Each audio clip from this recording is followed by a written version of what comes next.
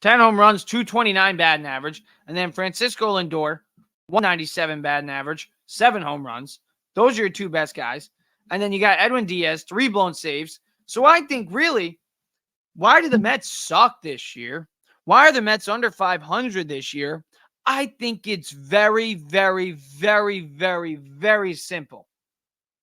Because the guys who are supposed to be the guys suck. Is it that hard? Like, is it Harrison Bader's fault when he's hitting 280? Is he the one who's getting paid $300 million? Is he the one who's in a contract year and wants to be a Met for life? Is he the one who is one of the best closers, if not the best closers, in the last 10 years in 2022? No. Oh, Joey Wendell, wah. Oh, Jeff McNeil, wah. Brandon Nimmo, wah. Those guys aren't supposed to be the guys. Francisco Lindor, Pete Alonso, and Edwin Diaz, they are. We're only a few games under 500.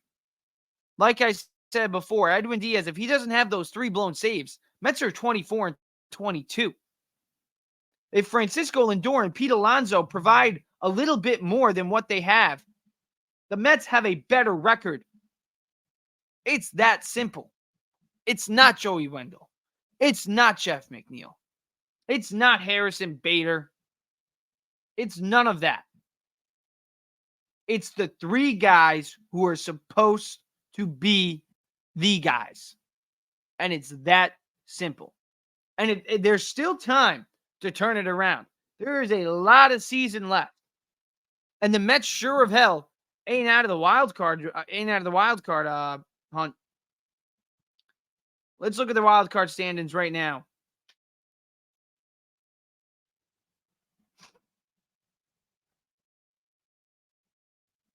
And then we're going to be talking about the Yankees in a little bit too, obviously. But right now, the Mets are 2.5 games out of that last wild card spot. 21 and 25. 2.5 games behind the 25 and 24 Padres. Lot of season left. And I think the formula is simple. Mets want to turn things around. Then there's 3 guys who need to turn things around. And it's Pete Alonso, Edwin Diaz, and Francisco Lindor. I do believe that because this is why I do believe it. Because there's nothing that I've seen out of the Pete Alonso camp that has denied that. So that's why I do believe that. And listen, I don't want to throw shade at Pete Alonso for not taking that contract. Because why would you throw shade at him for it? He didn't think it was enough money. He didn't think that's what he's worth. He thinks he's worth more. So shout out to him for that. But now he looks like an idiot. He really does. And if he wants to be a Met for life, then something's got to happen. Something's got to change. Because, quite frankly, he's going to get traded if the Mets continue to be below 500. If, like I said before, Diaz, Lindor, and Alonso, if those guys have had better seasons than they've had so far, I'd be talking about the Mets in a very different tone. But the Mets suck. And it's because those 3 suck right now. So I do believe it because we haven't seen anything out of Alonso's camp that denied it. And I don't discredit him for, turning that thing down. And I still think he has time to get a contract with the Mets. But at the same time, I could very well see him not. I could very well see the Mets trading him. I could very well see the Mets letting him go. And here's why. Because this guy right here, I have his autograph, Jacob deGrom. For some reason after 2022, even in 22 and after 2022, for some reason I thought there's no freaking way the Mets let Jacob deGrom walk away. And what happened? They did. They let him walk away. So, who says it can't be the same thing with Pete Alonso? So that's all I got on the Mets right now. I'm going to take a really quick break, and then I'm going to talk some Yankees after this. But yeah, the Mets. Actually, I'm going to finish up the Mets after this a little bit. I want to talk about some more trade assets for the Mets because they get a lot of it. So I'll be right back. Deuces.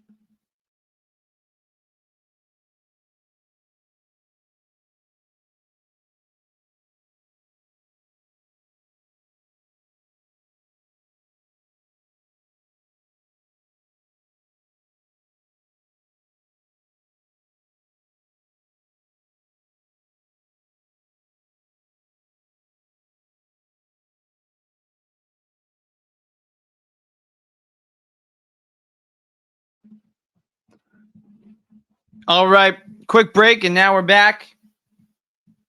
So here's the thing. I want to finish up this stuff about the Mets because the Mets have a lot of tradable guys, and Tyler McGill is back. And also, speaking of young pitchers, Christian Scott let up 7 earned runs over his last 2 starts. I just wanted to put that out there. Before we start calling this guy an ace, can we cut back on it a little bit? So I heard some people saying he's going to be the next Jacob deGrom. Calm down. Listen, his first start was great. Even his second start was good. But let's not call this guy the next Jacob deGrom, please. Do we know who Jacob deGrom was? Back-to-back Cy Young Award winner. When he did go down in 2021, he had 16 starts with a 1.08 ERA or something like that. This guy's not going to be the next deGrom. No one ever will. So, can he be very good? Yes. Have I liked what I've seen out of him so far? Yes. But I can't ignore 700 runs over his last 2 starts.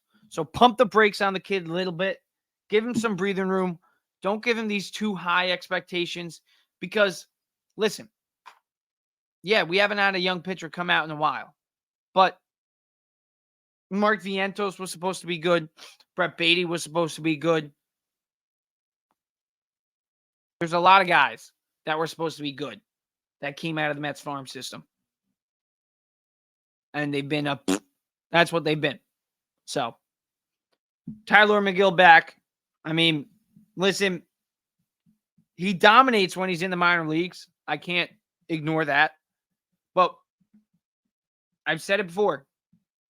When he pitches well, it's for a short period of time, and then he collapses. So let's see if he can have a consistent stretch for the first time in his career. So, I hope he can give us a good start tonight because, like I said, 2.5 games out of the wild card ain't that bad. So we can get back in this, especially if the 3 guys that are supposed to be the guys, Lindor, Alonso, Diaz, actually provide us with what they're supposed to provide. The Mets can get back in the race. Mets offense stinks. Yes, that was one of the points I wanted to put up. But yeah, a lot of tradable guys that the Mets do have. A lot of tradable guys. Pete Alonso obviously is one of those guys. If he keeps having the season he's having, if the Mets keep losing, then don't expect Pete Alonso to be on the Mets by the end of 2024. That's simple. And if they trade him, he's not coming back because I've heard, oh, well, why don't you trade him and then re-sign him in the offseason?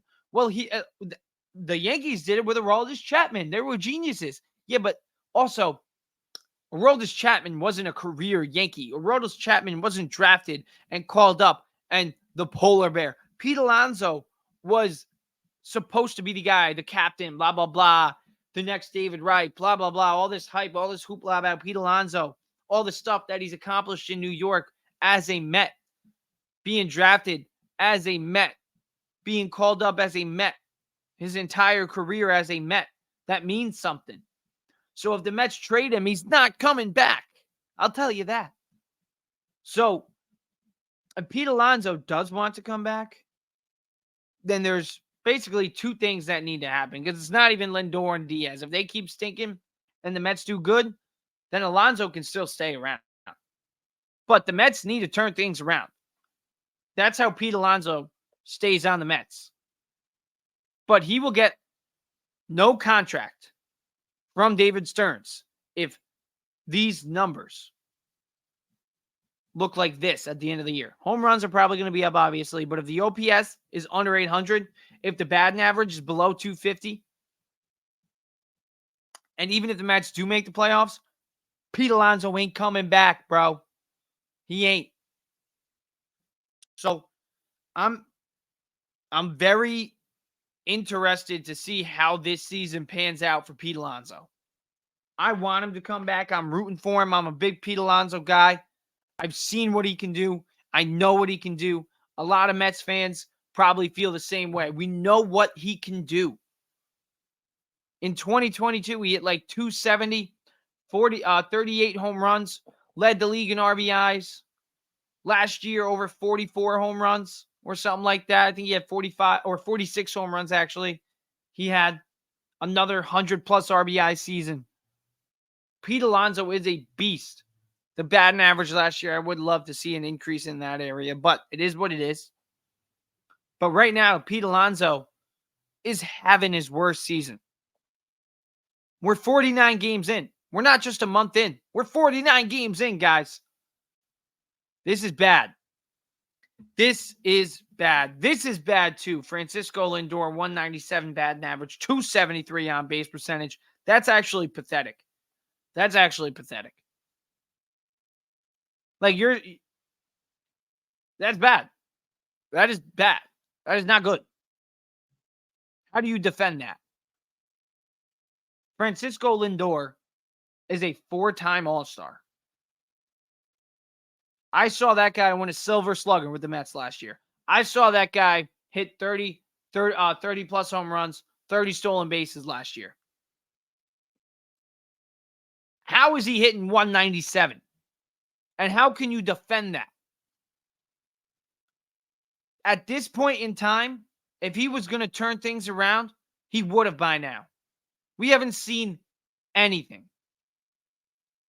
He gets right above 200. We're like, oh, yeah, Francisco Lindor might come back. And then it goes right back down to sub 200. I don't know what's going on, but Francisco Lindor, quite frankly, sucks right now. There's no other way to put it. Is he, when he's at best, one of the best, if not the best shortstop in the National League? One of the best shortstops in MLB? Yes. But right now, Francisco Lindor sucks. He sucks. So something needs to change. Because like I said in the beginning of this pod, it's not Harrison Bader. It's not Joey Wendell. It's not even Jeff McNeil. Because Jeff McNeil is probably going to be gone. Regardless, even if the Mets do win a lot of games this year, I think Jeff McNeil is still probably going to be gone, which is a good thing. It's not Nimmo. It's not Starlin Marte. It's 3 guys. Edwin Diaz, Pete Alonso, and Francisco Lindor are the reason the Mets stink right now. It's that simple. I know. I'm very happy Joey Wendell got DFA'd because, one, it kind of proves to me that David Stearns isn't afraid to just, because that's a lot of times you see a lot of GMs like Brody Van Wagen kind of stick with their guys for a while. Even Billy Epler too. I mean, Billy Epler, the big case of it, Daniel Vogelback just forcing him down our throat. God damn. So at least Stearns didn't force Wendell down our throats. And at least he knew when to cut ties with him. But at the same time, I don't think it was Joey Wendell's fault that the Mets are where they're at. Like, I don't think we should use those guys as excuses. I think the reason that the Mets stink right now is simply Lindor, Alonso, and Diaz. Because without Diaz's 3 blown saves, or 24 and 22, and then you got to think if Lindor is better than a 197 batting average, And Pete Alonso is better than a 229 batting average. And a 758 OPS from Alonso is absolutely pathetic. And then a 273 on-base percentage from Lindor is absolutely pathetic too. So both these guys are pathetic right now. They're pathetic. And the only way that the Mets turn things around is if those two guys and Diaz play better. It's that simple. So should the Mets trade Pete Alonso at the deadline? Ultimately, I think if they're under 500, I think yes. I think yes. Why not?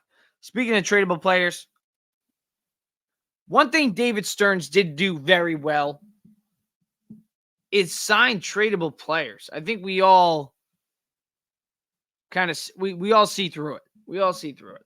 Pete Alonso's tradable. Reed Garrett's tradable. Luis Severino's tradable. Sean Manaea is tradable. Jeff McNeil, Harrison Bader, Brooks Raley, Starlin Marte. There's probably more guys too that I left off this list. If you think of any guys too that you think the Mets could trade or should trade right now or wait till the deadline, please drop it in the comments. But yeah, I think all these guys on this list could very well be off the Mets by the end of the year. I think they're all tradable. Starlin Marte, I think, would be the hardest one because of his contract. But Pete Alonso, he'd be the easiest one. Reed Garrett would be the second easiest. Severino and Manaea, they'd be right up there. And the McNeil, he'd be, I think, there's got to be some idiot GM. I mean, there's 30 of them. There's got to be one idiot one that wants to take a chance on Jeff McNeil, right? Harrison Bader, Brooks Raley, Starlin Marte. I mean, maybe if they keep doing well, why not?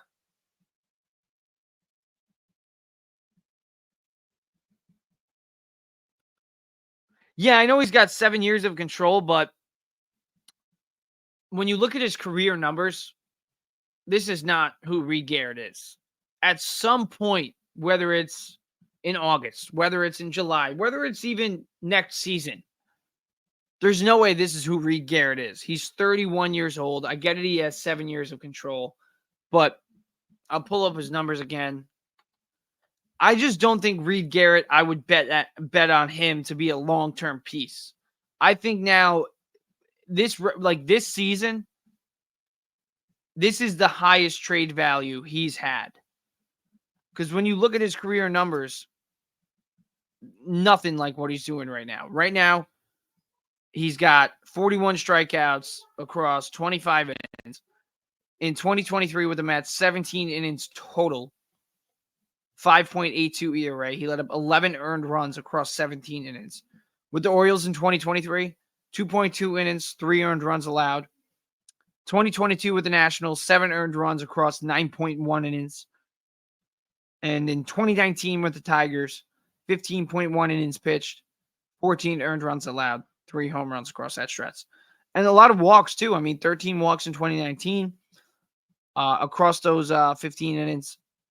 So walks have been a big problem for him too. So yes, Reed Garrett this year, and he's got 7 years of control, and he's a beast this year. It's great. But at the same time, his track record doesn't say he's going to keep this up. So if we're going to be trading guys left and right, we're going to really try to build this team up for the future. I think Reed Garrett might be the best piece to trade this year. I would even think about trading him before the